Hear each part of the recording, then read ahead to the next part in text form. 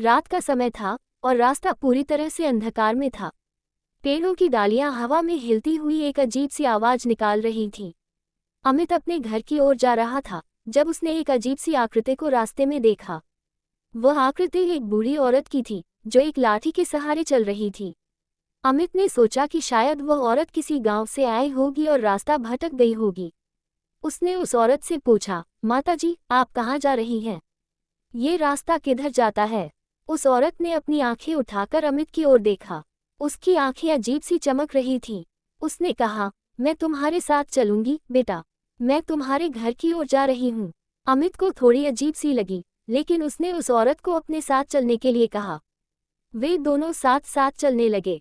चलते चलते उस औरत ने अमित से कई सवाल पूछे, जैसे कि उसके परिवार के बारे में, उसके शौक के बारे में और उसके भविष्य के लक्ष्यों के बारे में। अमित ने सोचा कि शायद वह औरत एक साधारण सी औरत होगी जो अपने पोते पोतियों के बारे में बात करना चाहती होगी।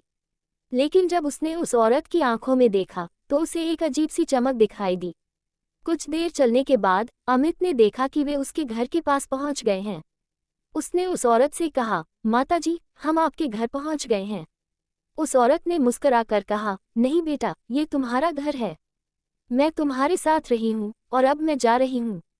अमित ने देखा कि उस औरत की आकृति धीरे धीरे गायब हो गई। उसने सोचा कि शायद वह एक चुड़ैल थी जो उसके रास्ते में मिली थी, लेकिन वह ये नहीं समझ पाया कि वह चुड़ैल उसके साथ इतनी अच्छी क्यों थी। अमित ने अपने घर में प्रवेश किया और अपनी माँ से कहा, माँ, मैं रास्ते में एक चुड़ैल से मिला था। वह मेरे साथ बहुत अच्छी थी। उसकी माँ ने मुस्कुराकर कहा, शायद वह चुड़ैल तुम्हारी रक्षा करने के लिए आई थी बेटा। अमित ने सोचा कि शायद उसकी माँ सही कह रही होगी।